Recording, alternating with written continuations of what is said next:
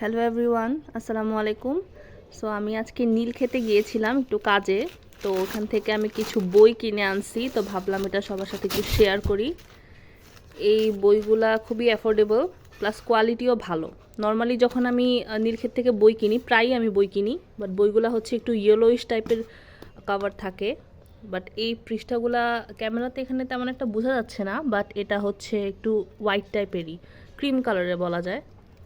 তো এই টাইপের যখন পেজগুলো হয় তখন দামটা একটু বেশি রাখে। কিন্তু এটা হচ্ছে নীলক্ষেত থেকে বই কেনার মূল শর্তই হচ্ছে আপনাকে একটু দামাদামি করা জানতে হবে। দামাদামি করা জানলে আপনার হচ্ছে বই কিনে আপনি ঠকবেন না। সো এই দুইটা বই ইদানিং খুবই ট্রেন্ডি, বিভিন্ন পেজে দিচ্ছে, ডেইজ অ্যাট মোরাসাকি বুকশপ আর more days at Murasaki bookshop. তো আমি পিডিএফও ডাউনলোড করেছি, একটু পড়ে আমার ভালো লেগেছে তাই ভাবলাম যে বইটা কিনে ফেলি। তারপর হচ্ছে এটাও ইদানিং দেখলাম অনেক পেজে সেল করছে। সো আমি যেহেতু নীলক্ষেতে গিয়েছি, আমি সামনে দেখলাম, তাই দামাদামি করে নিয়ে ফেলছি। এই 3টা বই টোটাল নিছে 200 টাকা, যেটা খুবই অ্যাফোর্ডেবল। নীলক্ষেত হচ্ছে বইয়ের স্বর্গরাজ্য।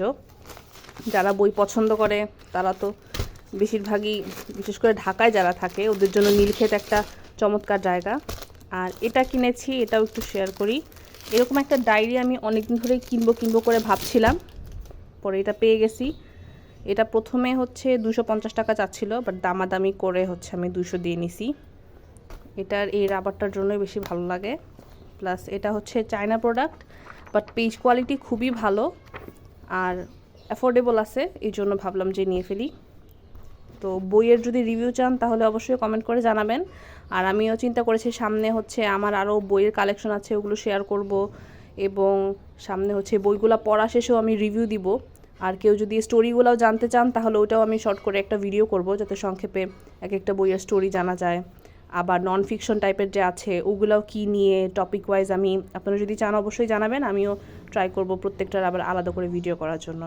সবাই ততদিন পর্যন্ত ভালো থাকবেন, সুস্থ থাকবেন। আল্লাহ হাফেজ।